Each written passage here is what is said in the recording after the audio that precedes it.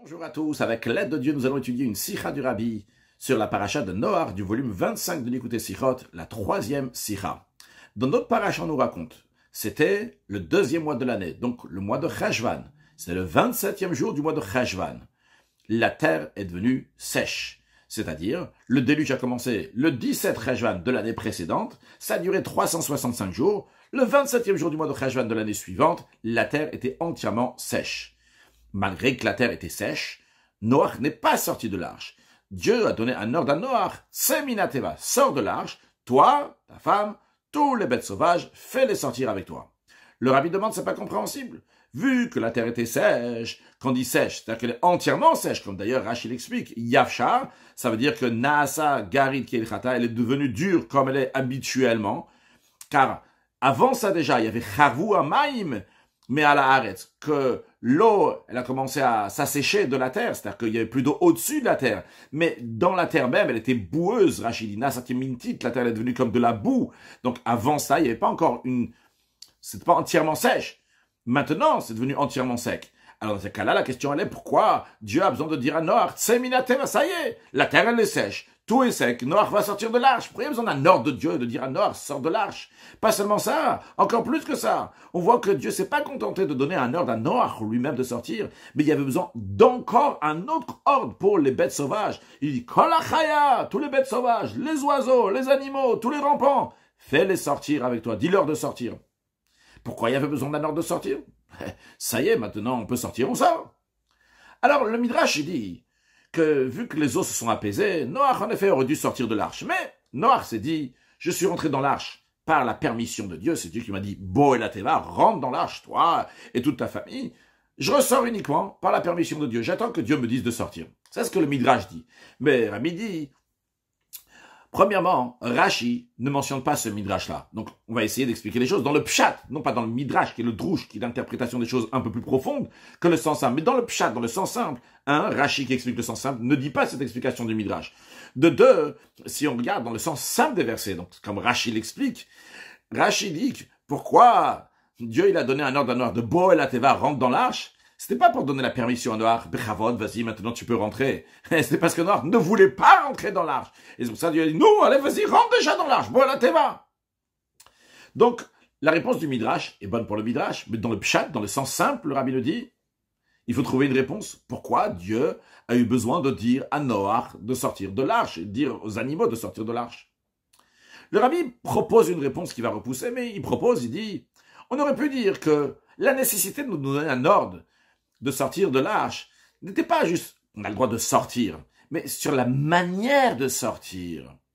Dieu n'a pas dit juste, Seminateva, sors de l'arche.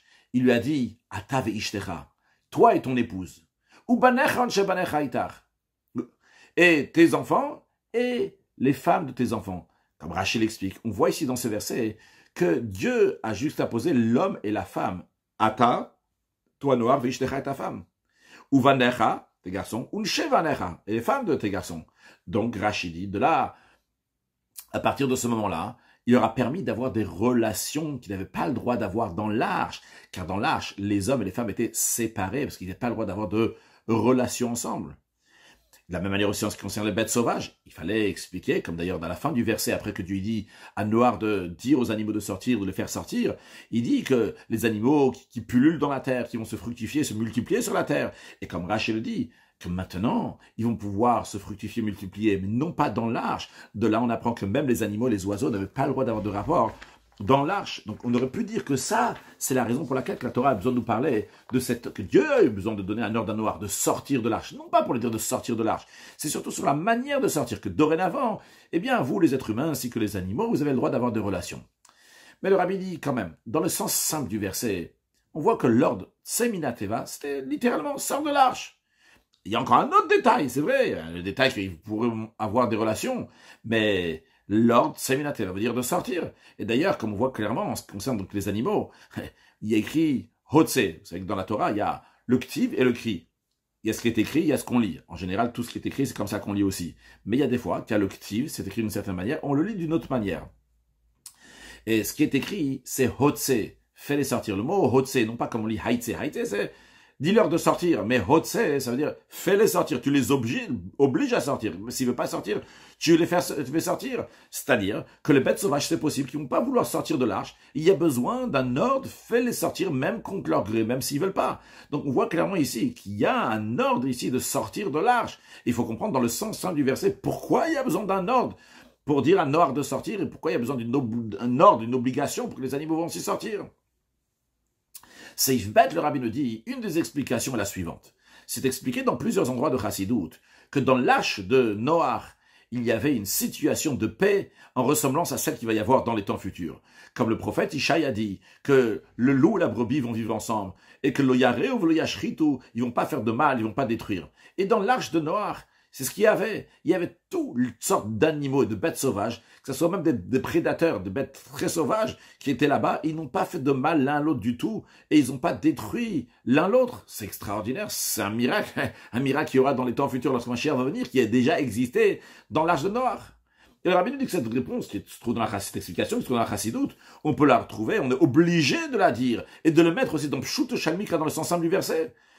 C'est vrai que dans le verset, Kinimta Selateva, des compartiments tu vas faire. Dans l'arche, Rashi dit qu'il y avait des compartiments pour chaque animal et bête sauvage. Le rabbi dit donc que chaque espèce d'animaux et de bêtes sauvages, ils étaient différents dans différents compartiments. Mais malgré ça, ces compartiments-là ne peuvent pas faire une situation si miraculeuse qu'il y avait dans l'arche. Parce que premièrement, c'est dur de dire que on peut de manière naturelle de mettre tellement de bêtes sauvages, de prédateurs dans un endroit, dans des compartiments limités pendant un an entier, et pendant toute cette année-là, il n'y aura pas des cas d'une bête sauvage qui va endommager une autre, quelque chose de similaire à cela. C'est miraculeux, même s'il y avait des compartiments, un an entier. De deux, le rabbi nous dit, on voit concrètement dans un zoo que pour organiser une si grande quantité de bêtes sauvages, on ne voit pas juste des animaux tout gentils, des bêtes sauvages, des prédateurs, eh bien, il y a besoin de très grandes équipes de gens qui vont s'arranger avec tous ces animaux-là. Ici, dans l'arche de Noach, il y avait juste quelques personnes. Il y avait Noach, ses enfants et leurs femmes. Donc ils étaient seulement 8. Et eux, ils ont dirigé donc tous les bêtes sauvages de toutes catégories du monde entier. Donc, on est obligé de dire que lorsqu'ils étaient dans l'arche, eh bien, la nature de ces bêtes sauvages ont changé. Et ce qui ressemble donc à ce qu'il va y avoir dans les temps futurs. Et dans une telle situation, si en effet ils ont changé, eh bien, comme le prophète Ishaï a dit, que même un jeune enfant pourra conduire ces bêtes sauvages. Et ce qui s'est passé aussi, il y avait besoin, juste ces 8 personnes-là, ils ont réussi à gérer des bêtes qui n'étaient plus sauvages, qui étaient des bêtes qui étaient tout gentilles.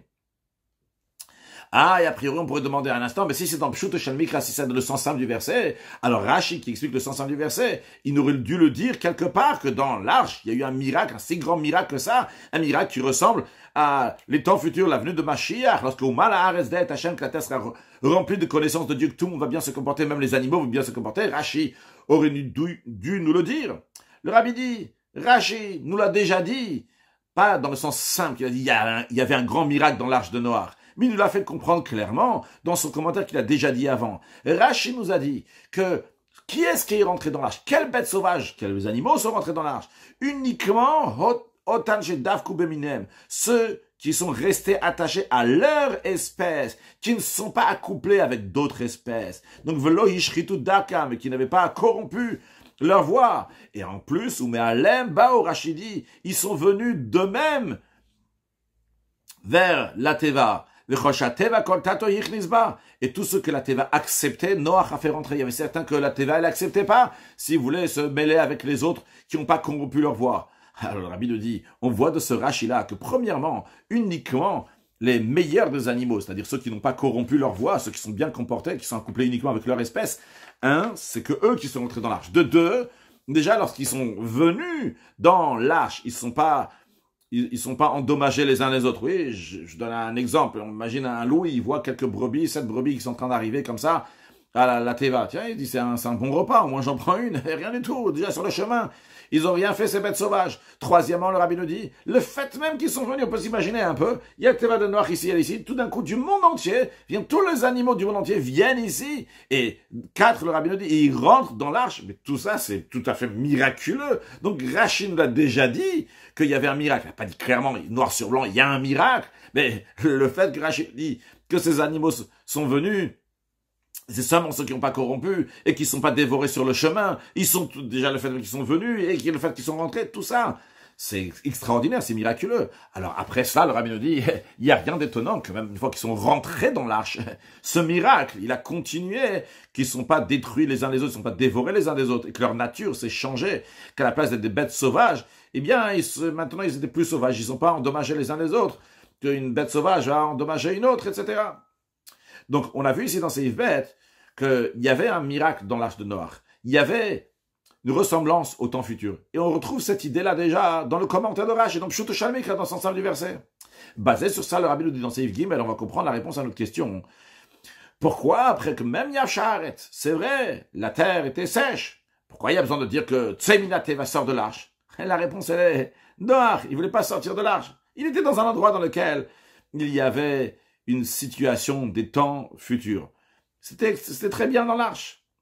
Et particulièrement, d'après ce qui est expliqué dans la Chassidoute, que ce changement de nature de bêtes sauvages dans l'arche de Noach était du fait que dans l'arche de Noach, il y avait une lumière divine très très haute, en ressemblance à la lumière divine qui va y avoir dans les temps futurs, qui fait la paix.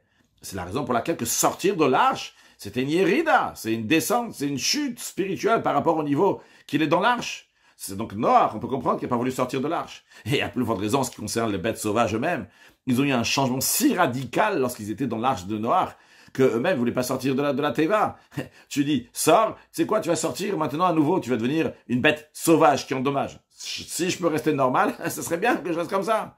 Et c'est la raison pour laquelle qu'il y a besoin de donner un ordre à Noach, de dire, Kolachaya sheritra hotse itar. Fais sortir les bêtes sauvages avec toi, parce qu'on aurait pu dire, ok, pour Noah, pour sa femme, sa famille, bon, il doit sortir de l'arche pour avoir un impact sur le monde. Et ça vaut le coup, c'est vrai qu'ils vont sortir de l'arche, c'est vrai qu'ils vont plus être dans une époque messianique, ils vont descendre de leur niveau spirituel, mais au moins, il y aura une utilité pour le monde. Mais on aurait dit, libérer les bêtes sauvages, ça va faire une irrida totale, juste une baisse, qui vont redevenir maintenant des bêtes sauvages. Dans le monde, à nouveau, il y aura des bêtes sauvages, ça vaut pas le coup de les faire sortir. C'est pour ça qu'il y a besoin d'un ordre, que Dieu dit à Noach, malgré ça, kolachaya, tous les animaux, fais sortir avec toi.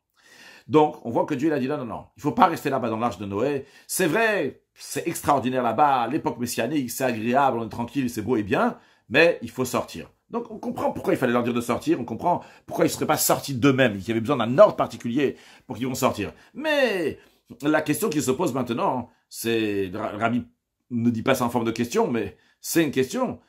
Si Dieu il dit à Noach de sortir de l'arche et fait sortir les animaux, c'est-à-dire qu'en sortant, il va y avoir une situation plus haute que ce qu'il y avait dans l'arche. Quelle situation plus haute il peut y avoir? Ils sont déjà dans une époque messianique. Pourquoi Dieu leur dit de sortir de l'arche maintenant? Qu'est-ce qu'il va y avoir de mieux en sortant de l'arche qu'il ne veut pas y avoir dans l'arche? C'est dans l'arche, on a a priori le plus haut niveau qu'il peut y avoir. C'est Yvdal. Quelle est l'explication dans ça? Eh bien, le Rabbi nous dit l'explication est la suivante.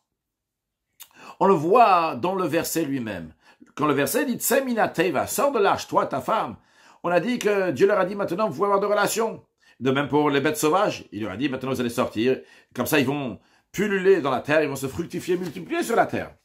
Et vu que c'est la première chose que Dieu a ordonné à Noach lorsqu'il est sorti de l'arche, on comprend que c'est pas juste un détail accessoire. Bon, dans l'arche il n'avait pas le droit d'avoir de relations. Dieu leur dit bon, pour info, quand vous sortez maintenant vous avez le droit d'avoir de relations. Non, le fait que c'est la première chose qu'il est dit, sors de l'arche. Et vous allez vous fructifier, multiplier. On comprend que c'est le but de sortir de l'arche. Dans ça, c'est le chidouche, la nouveauté, la particularité de sortir de l'arche, c'est que maintenant, vous allez pouvoir avoir des enfants. Et comme, dans le sens simple des choses, qu'est-ce qui manquait dans l'arche?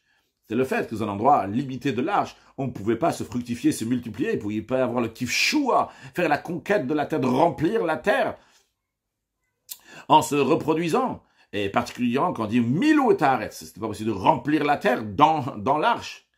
Et ça, donc, c'est le but de sortir de l'arche.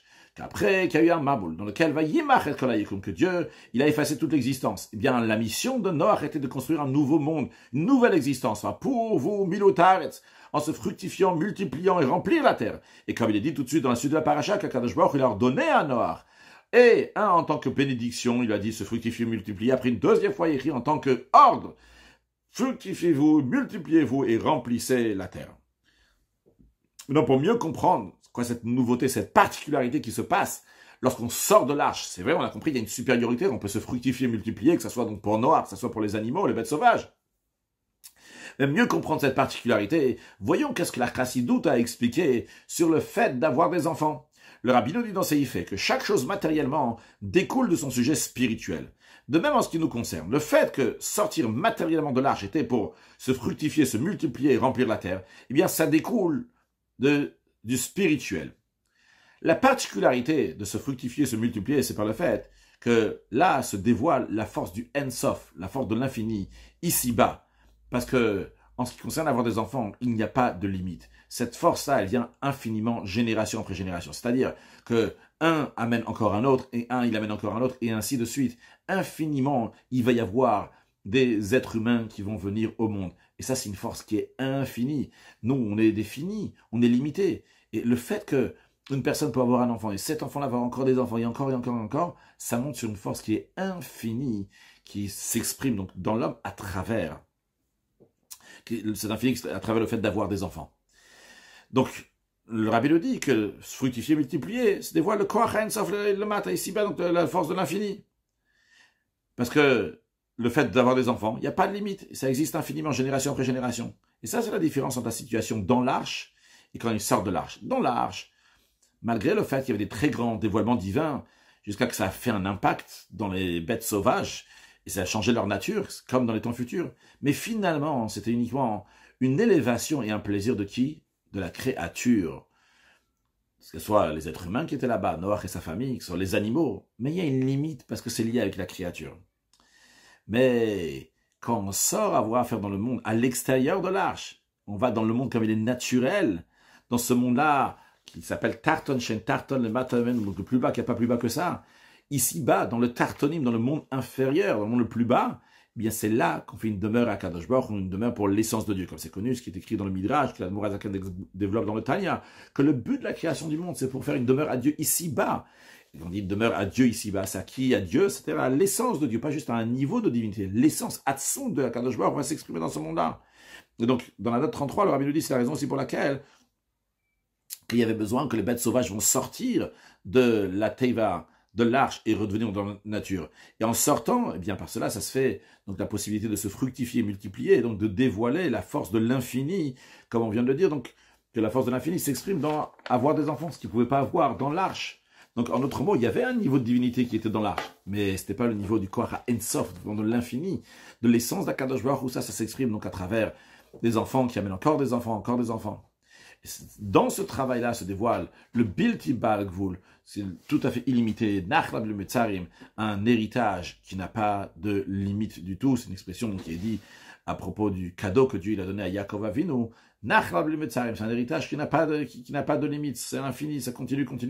Comment? Quand on est dans ce monde-là matériel. Donc on peut être dans le monde spirituel, on peut être dans la Teiva, c'est extraordinaire. Mais là-bas, il n'y a pas le Hatzmut, l'essence de Dieu, le Betartonim, dans le monde ici-bas. Et c'est la raison pour laquelle il y a besoin que Noach et les animaux vont sortir de l'arche, rentrer dans ce monde matériel, pour faire une demeure à Dieu ici-bas, en ayant des enfants qui amènent encore des enfants, etc., dévoiler le Koach HaEnsof, la force de l'infini dans le monde. Donc, le rabbi nous a répondu à toutes les questions. La question était pourquoi Noach devait recevoir un ordre de sortir de l'arche. Pourquoi il fallait que les animaux vont recevoir un ordre de sortir? Parce qu'ils étaient bien dans l'arche. Ils ne voulaient pas sortir. Ils étaient une époque messianique. Ils voulaient rester là-bas. Il leur a dit non, il faut sortir. Ah, il m'a demandé dans ce cas-là pourquoi il faut sortir. C'est bien, ils sont là-bas. Super qu'ils continuent. L'époque messianique. L'ère messianique. Réponse, le but de la création du monde, c'est pour dévoiler l'essence de Dieu dans ce monde matériel ici-bas. Ça s'exprime dans le fait de pas avoir des enfants, qui vont avoir encore des enfants, etc., qu'on dévoile le Koach HaEnsof, la force de l'infini, qui s'exprime par la Holada, par le fait d'avoir des enfants. Seivav, le rabbi nous dit, quel est l'enseignement dans le service de Dieu? Certains qui pensent qu'ils peuvent s'enfermer dans ce qu'on appelle les quatre coudées, dans leur cocon, eux-mêmes, et toute la journée, ils vont étudier la Torah, et c'est pas du tout important pour eux ce qui se passe dans le monde autour d'eux. Et n'en parlons pas si ces personnes-là, donc, ils étudient la profondeur, la Torah, la Chassidut, Da'et Eloka Avicha, connaître le Dieu de ton père, connaître Dieu en étudiant la Chassidut, qu'à ce moment-là, sa situation, elle ressemble à celle de l'époque messianique, parce que le Rambam, il dit, à la fin de son livre de Yad HaChazaka, il dit que à l'époque messianique, l'occupation du monde entier va être de connaître Dieu. Et lui, il est en train de faire ça en étudiant Chassidut. Alors ce juif-là, il peut dire, pourquoi j'ai besoin de sortir de mes quatre coudées pour m'occuper de diffuser la Torah, le judaïsme, diffuser la source de la Chassidut? En effet, c'est vrai que le Baal Shem Tov, qu'on a demandé au Mashiach, quand est-ce que Mashiach va venir, et Mata Kiatimar, le Mashiach lui a répondu, lorsque tes sources de la Chassidut vont se diffuser à l'extérieur. Alors c'est vrai que je devrais peut-être aller à l'extérieur pour diffuser la Torah, la Chassidut, mais pourquoi moi je dois le faire? Pourquoi j'ai besoin d'arriver à cette situation de la date Hashem Bilvad pour arriver à connaître Hashem? Ou comme le commentaire de Rashi dit au début de Shir HaShirim, quand il écrit Shaken Min Shikopi, ou que Dieu veut nous embrasser des baisers de sa bouche, Rashi dit que c'est la Torah du Mashiach, que les secrets des raisons de la Torah et la profonde sagesse qu'il y a dans la Torah, la profondeur de la Torah va se révéler. Alors, en effet, quand Mashiach va venir, on va voir ce baiser d'Hachem, ce dévoilement divin. Mais ce juif-là, il dit, pourquoi j'ai besoin de tout ça? Moi, ça y est, je l'ai déjà tout ça. Ton avenir, tu l'as déjà dans ta vie actuelle. Moi, je suis déjà maintenant dans la date Hashem Bilvad. J'ai déjà ces secrets de la Torah. Tout ça, je l'ai déjà aujourd'hui. Pourquoi j'ai besoin de me casser la tête, d'aller voir un autre juif et de lui partager la Torah, du judaïsme et la Chassidut? Je peux rester chez moi, dans ma teva, dans mon arche. Le rabbi dit, sur ça vient l'enseignement. Tseimina teva, sors de l'arche. Il faut sortir de l'arche et avoir un impact sur le monde. C'est vrai que des fois, il faut rentrer dans l'arche. Lorsqu'à l'extérieur, il y a un déluge. Et il y a de quoi craindre que peut-être il va se noyer dans ces eaux tumultueuses de ce déluge. À ce moment-là, il doit se protéger à travers le fait qu'il va rentrer dans l'arche. Comme le Baal Shem Tov l'explique, que le mot Teva, qui veut dire un arche, veut dire aussi Teva, un mot de Torah, un mot de Tfila. Donc, il doit rentrer dans la Teva, il doit rentrer dans les mots de la Torah, dans les mots de la Tfila. Mais le rabbi dit, c'est vrai que des fois, il faut boire la Teva, il faut rentrer dans la Teva. Évidemment, c'est nécessaire avant de sortir, mais il faut rentrer. Mais il ne faut pas oublier, il faut savoir que finalement, ça arrive un moment qu'on est obligé de tseimina Teva, de sortir de l'arche. Parce que le but, c'est d'avoir un impact sur le monde qui est à l'extérieur de ta Teva. Et la personne ne doit pas penser qu'il le fait, bon, moi j'ai un grand gain, j'aurais pu étudier, j'aurais pu faire des choses pour moi-même, mais je vais mettre mes intérêts de côté pour faire du bien à quelqu'un d'autre, et moi je suis perdant. Le rabbi dit non. Il faut savoir que quand tu vas aider un autre juif, et tu vas sortir donc de tes 4 coudées de Torah, tu l'as pour aider un autre juif, eh bien ça c'est important pour ton bien toi et pour ta perfection. Parce que malgré donc tous les niveaux élevés que tu peux arriver en faisant ton travail dans ta teva, dans ton arche, mais finalement c'est encore limité. Le rabbi fait référence à ce qu'on a dit avant, que dans la teva, c'est le plaisir de qui? Le plaisir de créature. C'est le plaisir d'une créature, il y a une limite. Mais lorsque tu sors de l'arche, c'est à ce moment-là qu'il y a pour vous, c'est à ce moment-là que ça se fructifie, multiplie, c'est à ce moment-là qu'il y a un ribouille. Ça se rajoute infiniment. On a dit que la holada, le fait d'avoir des enfants, c'est fructifier, multiplier, ça exprime, ça dévoile le koach Ein-Sof, la force du Ein-Sof de l'infini. Jusqu'à une manière de faire elle Toldot Peretz, sous une forme de Toldot Peretz. Peretz, donc c'est la descendance de Yehuda, duquel le Mashiach vient. Et quand on dit Toldot, en général, dans la Torah, il y a un seul vav, il n'y a pas de deux vav. Ici, il y a Toldot avec deux vav, parce que sa descendance donc de Peretz, c'est le Mashiach. Et le Mashiach, il y aura un monde qui sera à sa perfection. Et au Farat, et tu vas briser toutes les barrières, donc tu vas déborder à l'ouest, à l'est, au nord et au sud, donc la bénédiction que Dieu il a donnée à Yaakov, comme on a dit tout à l'heure, c'est Nachla bli Metzarim, c'est un héritage qui n'a pas de limite, que ça va se dévoiler très prochainement lors de la venue de Mashiach, que Mashiach, on dit à la Poretz, que le Poretz, ceux qui brisent les barrières, va monter devant eux, donc il fait référence au Poretz là, c'est Mashiach, il y a avec Ufarat, qui brise toutes les barrières, donc il y a avec le Ein-Sof, l'infini, qui est beaucoup plus haut, que quand quelqu'un il reste dans l'arche, qu'à ce moment-là, il n'y a pas l'infini, il y a une lumière divine très très haute, mais il n'y a pas le Koach Ein-Sof. Koach Ein-Sof, c'est où? L'infini, c'est lorsqu'on sort de l'arche. Ça, c'est la première partie de la sikha avec l'enseignement. La deuxième partie de la sikha, le rabbi prend un autre enseignement, que le rabbi a discuté de ça dans plusieurs autres sikhot, à des dizaines de fois, donc sur l'importance d'amener des enfants au monde et de faire aucun calcul, à part évidemment s'il y a des problèmes de santé, et que ça c'est seulement un rave qui doit le dire s'il y a des problèmes de santé qu'on ne peut pas avoir plus d'enfants, comme le rabbi dit dans la note 76, mais en ce qui concerne, donc de manière générale, il ne faut pas faire aucun calcul, avoir des enfants, pas faire des calculs spirituels, ni des calculs matériels. Voyons ça, Seif Zayn. Le rabbi nous dit, encore un enseignement qu'on peut en déduire de cela en ce qui concerne, pour vous, de se fructifier, multiplier dans le sens littéral, parce que l'enseignement qu'on a vu avant, c'est se fructifier, multiplier dans le sens spirituel, influencer un autre juif d'étudier la Torah, de faire le judaïsme, d'étudier la Chassidut, mais le rabbi dit dans le sens littéral. Qu'est-ce qu'on voit comme enseignement? On voit que le premier rôle de l'être humain après le déluge, une situation dans laquelle Hachem il a effacé toute l'existence, c'était quoi ça pour son premier rôle? C'était pour vous, ou milo et ta'aret, se fructifier, multiplier et remplir la terre, c'est-à-dire de reconstruire le monde à nouveau. Et le rabbi dit ça, c'est un enseignement particulier pour notre génération qui a passé un déluge, Rahman al-Litsan, que Dieu nous en préserve, donc le Rabbi fait référence à la Shoah, qu'une grande partie importante, très importante, donc du peuple juif, que Dieu en préserve, Hayolotik, ça ne recommence pas une telle chose, Ras Shalom, a été effacée matériellement. Eh bien, notre génération doit savoir que tout d'abord, nous avons la responsabilité et le mérite sur tous ceux que par la grâce de Dieu, ils ont été sauvés du déluge, eux et leurs descendants, de construire ce monde avec un peuple juif des gashmiut, matériellement, avoir des enfants dans le sens plus littéral. Et à ce moment-là, quand il y aura des juifs matériellement, on pourra avoir une influence sur s'occuper d'eux spirituellement. C'est vrai qu'il y a écrit la Torah, le peuple juif est très très haut, mais il y a écrit Tzavet Bnei Israël, qui ordonne les Bnei Israël. Qu'est-ce que ça veut dire? Qu'il faut d'abord qu'il y a des Bnei Israël, et les Bnei Israël, donc ils sont très très hauts, qui sont même avant la Torah, à ce moment-là, on peut discuter avec eux. Donc il faut qu'il y ait des Bnei Israël, et après, la Torah va venir, va dire Tzavet Bnei Israël. Mais en tous les cas, il faut qu'il y ait des Bnei Israël. Alors le Rabbi dit, pour qu'on va dire Tzavet Bnei Israël, ordonne les Juifs, il faut que les Juifs soient là. Nous ici, dans le sens littéral, c'est qu'il y a des Juifs matériellement, après on pourra parler avec eux. C'est Ifret. Le Rabbi nous dit, là, qui font des calculs. D'avoir des enfants, c'est une grande responsabilité. Il faut les nourrir matériellement, et surtout spirituellement, les éduquer dans le chemin de la Torah et les mitzvot. Et qui sait si cette personne elle se dit, est-ce que j'ai la force d'élever ces enfants-là comme il faut, qui vont grandir, des enfants en bonne santé matérielle, bonne santé spirituelle. Alors ces gens-là, qu'est-ce qu'ils disent? Ils disent tout d'abord, on doit bien se fonder, avoir une bonne situation, ça soit matériel, ça soit spirituellement, et après seulement on va penser avoir des enfants, et pas seulement on va penser, plus tard, après avoir pensé, même on va accomplir, avoir des enfants le pour vous. Et sur ça, le Rabbi dit non, vient l'enseignement de Noach, comme on va l'expliquer dans la suite, étape par étape. C'est Yvetet. Le Rabbi, en première étape, va expliquer ceux qui s'inquiètent, donc, parce que la situation spirituelle de leurs enfants va pas être comme il faut.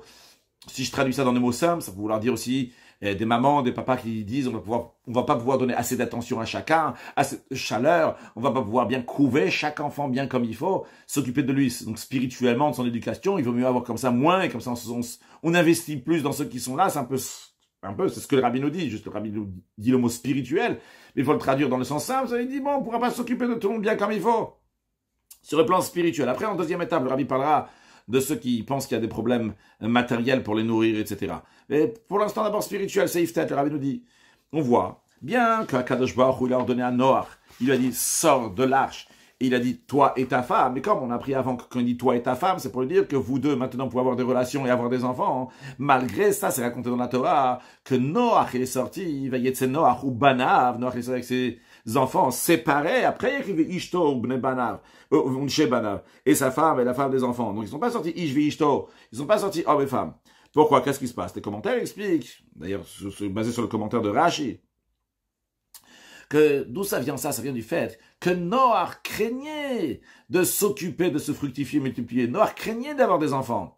C'est-à-dire, Noach, il a fait un calcul. Il dit, à quoi ça sert que je vais avoir des enfants? C'est possible qu'il va y avoir à nouveau une même situation, qui vont fauter, et qu'il va y avoir les eaux du déluge qui vont les inonder, qui vont les faire partir de ce monde. Et c'est d'ailleurs la raison pour laquelle, qu'ensuite à ça, Dieu il a dû lui dire, t'inquiète pas Noach. Et quand Dieu il a fait l'arc-en-ciel, il dit, non, je vais plus faire comme ça dans le monde, je vais plus amener un déluge. Et après, Dieu, il le redit, après qu'il lui a dit la première fois dans les pour vous que c'était une bracha, il lui dit, maintenant pour vous, c'est un ordre, fructifie-toi et multiplie-toi. Et le Rabbi dit bien qu'Akadosh Baruch Hu, Dieu, il a dit à Noach, sors de l'arche, toi et ta femme. Comment c'est possible que Noach, Ish Tzadik Tamim, au début de la paracha, il a dit que c'était un homme qui était pieux, qui était intègre. Comment c'est possible qu'il va faire le contraire de la volonté de Dieu, parce qu'il fait des calculs que mes enfants, ils vont mal se comporter, il va y avoir à nouveau un déluge, et qu'ils vont partir de ce monde-là. Le Rabbi dit, c'est pas une question. Parce que Noach, il a pensé que la première fois que Dieu, il a dit, sors de l'arche, toi et ta femme, pour se fructifier et multiplier, c'était une permission. Dorénavant, vous avez le droit de le faire. Comme Rachid dit, hitirlaim, c'est devenu moutar. C'était pas un ordre, un devoir. C'est la raison pour laquelle Kadosh Baruch Hu a dû après rajouter que quand il a dit se fructifier et multiplier, c'était pas juste une permission, c'était un ordre. Tu dois pour vous se fructifier et multiplier. Où le Rabbi va en arriver. Le Rabbi dit, ok, Noach, il avait peur qu'il va y avoir un déluge. Tu dis, non, oublie, il n'y a pas de déluge, tu peux avoir des enfants. Le Rabbi dit, mais un instant, le vrai souci de Noach, c'est quoi? C'est vrai, Kadosh Baruch Hu ne va pas amener de déluge. Mais Noach, il était préoccupé essentiellement de quoi? La situation spirituelle de ses enfants. Si ses enfants risquent de fauter à nouveau, alors, Noach, ce qui l'intéresse, c'est pas juste que ses enfants ne vont pas être punis. Ce qui l'intéresse, c'est que les enfants ne vont pas mal se comporter. Alors Rabbi dit, c'est sûr qu'il ne va pas se contenter qu'ils ne vont pas être punis. Ah, c'est bon, hein, ils vont faire n'importe quoi, ils ne vont pas être punis. Ah, ça me rassure. C'est sûr que non. C'est sûr que Noach, il était quand même préoccupé de la situation spirituelle de ses enfants. Et malgré cela, malgré qu'il était préoccupé de la situation spirituelle de ses enfants, le fait que Dieu lui a dit, je vais pas amener de déluge, c'est pas ça la motivation de Noach. Ah, c'est bon, je vais avoir des enfants. C'est quoi? C'est parce que Dieu lui a dit, écoute, je sais que tu es préoccupé, écoute, déluge, il y aura plus. Mais tu dois avoir des enfants. Il y a encore la crainte que ces enfants vont mal se comporter. Malgré cela, Noach, il n'a pas fait ce calcul-là. Il dit, si Dieu me dit d'avoir des enfants, je vais quand même avoir des enfants, même s'ils risquent de mal se comporter, parce que Dieu m'a ordonné de le faire. Et donc, il y a un enseignement clair. Dans l'expression du Talmud, si Dieu t'a caché quelque chose, pourquoi tu vas rentrer dans les calculs de Dieu cachés, etc. On va raconter une petite histoire d'où vient cette phrase-là dans quelques instants. Un juif doit faire tout ce qu'il peut pour accomplir la mitzvah, de se fructifier, se multiplier. Et après, en effet, il doit faire tout ce qu'il peut pour éduquer ses enfants, ses garçons, ses filles, comme la Torah le dit. Et ne pas s'empêcher d'avoir des enfants, ne pas s'empêcher d'accomplir l'ordre de Dieu, parce qu'il a des calculs personnels. La Gemara raconte à propos de Chizkiyahu le roi. Il a vu par prophétie, par Ruach HaKodesh, il a vu qu'il allait avoir des enfants qui n'allaient pas être bien, des enfants qui allaient être idolâtres. Et c'est la raison pour laquelle il n'a pas voulu avoir des enfants. Akadosh Baruch Hu l'a puni. Rahman al-Istan, Rabbi raconte pas tous les détails dans la Sikha, mais dans la Gemara, ce qu'il racontait, c'est que le prophète Ishaï, il est venu, il lui a dit que tu vas mourir parce que tu n'as pas d'enfant. Et le roi, il lui a dit, écoute, moi je vais prier à Dieu, tout va bien se passer. En effet, les choses sont mieux passées. Mais en tous les cas, quand il a dit au prophète, je ne me suis pas marié parce que j'ai vu que mes enfants n'allaient pas être bien, c'est la phrase qu'on a vue tout à l'heure, il lui a dit, pourquoi tu rentres dans les choses cachées de Dieu? Dieu t'a dit un ordre, dans la Torah, il y a un ordre, il faut se marier, avoir des enfants. Toi, tu t'es pas marié pour avoir des enfants. Le prophète Ishaï a réprimandé le roi Chizkiyahu, il lui a dit, ce qu'on t'a ordonné, de te marier et d'avoir des enfants. C'est ça ce que tu aurais dû faire. En tout cas, on voit quoi? On voit que même dans le cas de Chizkiyahu, que lui, il savait avec clarté, avec évidence, pas dans le doute. Il était sûr et certain que ses enfants allaient mal se comporter. D'ailleurs, il a eu après Menach et Rachak, qui étaient des Réchaïm, des idolâtres. Malgré cela, eh bien, il n'avait pas le droit de se retenir de faire l'ordre de Dieu. Dieu, il a dit d'avoir des enfants. Il doit avoir des enfants. Alors, Rabbi, il y a plus forte raison, lorsque c'est seulement quelqu'un qui craint que peut-être il ne va pas réussir à éduquer ses enfants bien comme il faut spirituellement. Et en plus, le Rabbi nous dit, de toute façon, même chez Chizkiyahu, c'est vrai que ses enfants n'étaient pas des grandes sadikim, on va dire. Mais après, plus tard, ce qui a suivi, il y avait le roi Yoshiyahu qui est descendu à propos duquel il dit il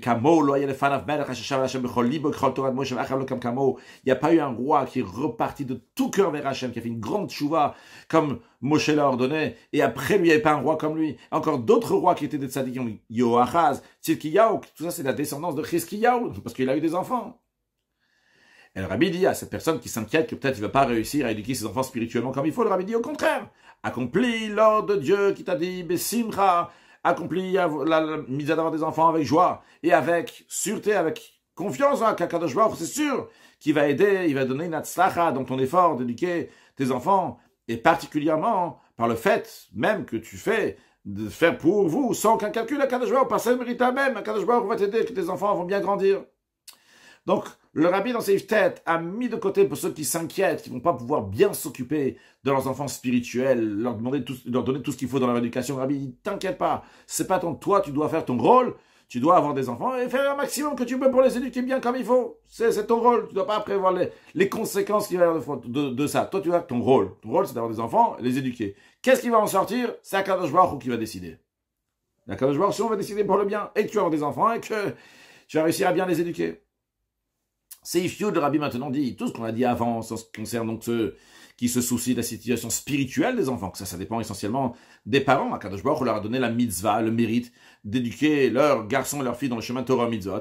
Et les parents ont le libre arbitre, sont pris à chofshit pour accomplir cet ordre-là. Donc, ça dépend d'eux. En effet, ça dépend des parents. Maintenant, comment ils vont éduquer les enfants? Dieu leur a donné dans leurs mains comment vous allez décider d'éduquer vos enfants. C'est vos enfants, je vous les ai donnés. Et à vous de les éduquer, vous avez le libre arbitre. Le Rabbi dit, mais quand il s'agit des soucis de parnassa, de subsistance, de comment gagner sa vie, quand on fait des calculs que la situation financière ne donne pas la possibilité d'avoir des enfants, eh bien on montre par cela que mes katsne emuna. Donc, mes quatre témoins, quelqu'un qui emuna, et encore pire que ça, dans note 71, Rabbi il ramène cette expression-là dans plusieurs endroits, il ramène le Sefer Chassidim, en ce qui nous concerne, il dit que quelqu'un ne va pas penser, je suis pauvre, si j'ai avoir un rapport avec ma femme, que peut-être elle va tomber enceinte, et d'où je vais prendre la parnassa, là-bas il dit clairement, il dit, c'est cette personne-là qui manque de Emouna. Et le rabbi dit même le mat tamisé. Donc il dit 4 Emouna, c'est une petite Emouna même plus bas que ça. Pourquoi? Le rabbi dit la parnassa, elle ne dépend pas de ton libre arbitre. Le rabbi dit, par rapport à ce qu'on a dit avant, quand il s'agit spirituellement de donner l'éducation à des enfants, ça dépend de ton libre arbitre. Ça dépend entre tes mains. Donc tu peux dire encore, est-ce que je vais réussir à les éduquer ou pas? Mais ça, c'est toi qui décides. Mais la parnassa, c'est pas toi qui décides. Dieu, il a dit, je vais te bénir, bechol hachak tas, c'est dans tout ce que tu vas faire. Donc, nous, on doit faire. Mais le tas, c'est, pourquoi on fait? C'est uniquement faire un réceptacle pour la bracha d'Hachem. C'est-à-dire, Hachem, il envoie le mazon, la nourriture, la parnassa, la subsistance. Tout ça vient d'en haut. Comme chacun dit dans le Birkat Hamazon, Hazan et Haolam Kulo, que Dieu, il nourrit le monde entier. Betuvo par sa bonté, Bechel par sa grâce, Bechesed sa bienveillance, Beracham avec miséricorde. Donc ça vient d'en haut. Nous, ce qu'on doit juste faire, c'est un réceptacle pour recevoir la bracha d'Hachem. Mais c'est pas quelque chose qui dépend de toi. C'est Hachem qui décide combien il va te donner. Et vu qu'Akadosh Baruch Hu, il t'a dit, il a ordonné, il a dit pour vous fructifier, se fructifier, multiplier, c'est sûr et certain qu'à chaque enfant qui naît, il y a un nouveau tuyau, une nouvelle vanne qui s'ouvre pour la bénédiction d'Hachem, pour donner de la nourriture, la parnassa, même pour le nouvel enfant. Et de manière, que Dieu va le nourrir avec sa bonté, avec sa grâce, sa bienveillance, sa miséricorde. Et comment il va le faire? De la main de Dieu qui est remplie, qui est ouverte, qui est sainte et qui est large. C'est Fiudalef, après que le rabbi nous a expliqué qu'il n'y a pas de quoi craindre ni du spirituel des enfants qui vont arriver au monde, ni du matériel des enfants qui vont arriver au monde. Le rabbi dit, c'est la même chose aussi à ceux qui parlent donc des forces. Certains disent qu'ils n'ont pas les forces. Les forces physiques, ils n'ont pas les forces morales, kortagouf, nefesh, de l'âme. Faire élever des garçons, des filles, ça demande beaucoup d'efforts moraux, de l'âme, comment dire, je sais pas si psychologique, c'est le mot, nefesh, de l'âme. Et Guillaume Bassar, faire des efforts donc physiques. Eh bien, il faut savoir que vu qu'Akadosh Baruch Hu, il a ordonné, et qu'Akadosh Baruch Hu, il ordonne, et un Dieu s'il ordonne, il demande uniquement en fonction de la force qu'on a. Il ne demande pas des choses qu'on ne peut pas faire. C'est évident que Dieu, il donne toutes les forces pour accomplir son ordre. Et donc, il n'y a pas lieu de faire des calculs personnels. Il faut uniquement compter sur Akadosh Baruch Hu, et avec joie, comme tous les sujets de la Avodat Hashem, service de Dieu, compter sur Akadosh Baruch Hu. D'ailleurs, dans la note 76, le rabbi dit, évidemment qu'il y a des situations basées sur la Torah. Il ne faut pas s'occuper à avoir des enfants pour des raisons de santé ou des choses similaires à cela. Mais le rabbi dit, il est évident que ça doit être fixé uniquement par un rave, pas juste n'importe quel rave, un rave moré au rave poel, qui a la possibilité de donner des halachot concrètement, pas juste répéter ce qui est écrit quelque part. Rav moré au rave poel, et non pas par des calculs de la personne pour lui-même. Ça, non, ça n'existe pas. Il faut demander un rave moré au rave poel. Et donc, le rabbi dit, si vraiment la situation comme ça, qu'il n'y a pas les forces, eh bien, Kadosh Baruch Hu va déjà s'en occuper, son affaire, et il s'occupe. Parce que, pour avoir des enfants, c'est obligé qu'il y ait la bracha d'Hachem, et qu'il va y varech otam Elokim, Kadosh Baruch Hu les a bénis, il a dit, se fructifier, se multiplier. Et c'est uniquement par la bracha d'Hachem. C'est la raison pour laquelle il y a écrit dans Chassidut qu'il y a des gens, qu'ils ont tout ce qu'il faut, médicalement parlant, pour avoir des enfants, mais ils n'ont pas d'enfants. Pourquoi? Parce qu'il manque la bracha d'Hachem.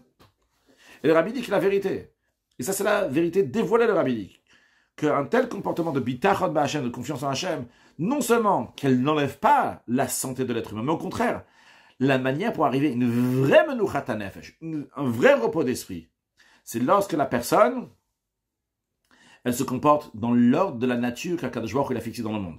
Et quand on empêche l'ordre des choses normales qu'Akadosh Baruch Hu a fixé dans la vie familiale, on voit concrètement, le Rabbi dit, que ça amène à des problèmes dans les nerfs, etc.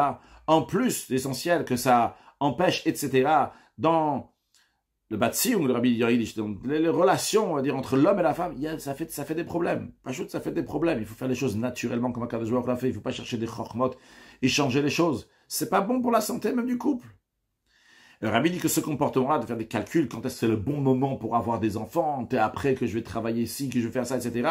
Le Rabbi, ça a déjà reçu un nom, ça s'appelle le planning familial. Le planning familial, c'est quelque chose qui met de l'ordre dans la famille. Mais le Rabbi dit, concrètement, ça a amené le contraire total. Le contraire de l'ordre dans une vie de famille. Le contraire d'un fondement d'une vie de famille. Et le Rabbi dit, comme ça a été dévoilé. Le Rabbi, entre parenthèses, ça a été dévoilé à ceux qui ne sont pas intéressés à se mentir.